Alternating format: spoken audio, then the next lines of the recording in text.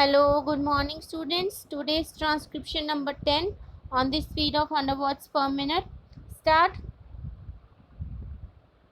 In discussing the demands for grants of the Finance Ministry, we have got to see to what extent the administration of this particular ministry has led to the development of our national wealth and the securing of the welfare which our state claims to have in view.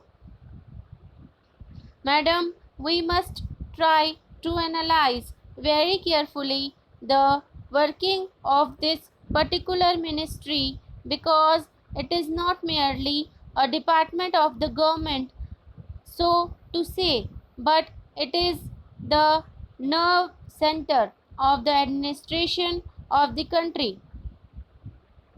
I would like first to refer to the role of foreign capital because in determining the manner in which the permission of capital issues has been granted by the particular administration, we should keep in our mind to what extent the interests of our nation have been served.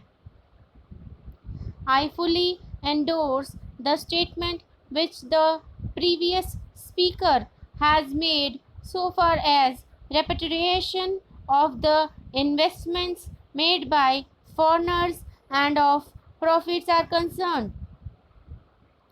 We have dealt with this topic quite a number of times, and I do not want to reiterate anything apart from only supporting what the honorable member who just now spoke said.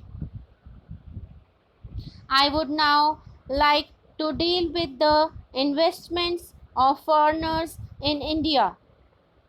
Madam, the government of our country accepted the proposition that in allowing foreign investment, it should come in only in such industry and such form of production wherein our national investors will not come forward and in which technical skill is wanted.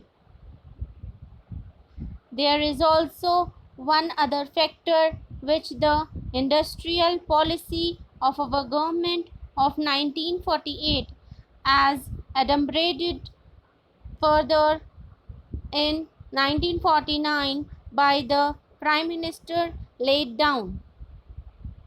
It specifically said that the control and ownership of such concerns should, as far as possible, be in the hands of Indian nationals and the technical know how of our country should be developed.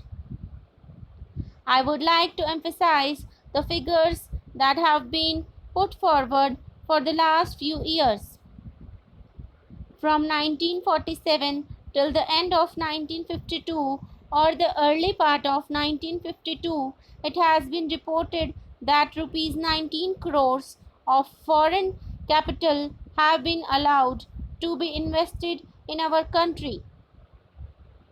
Of that, practically more than rupees 6 crores have been allowed to the invested in managing agency and trading enterprises in our country.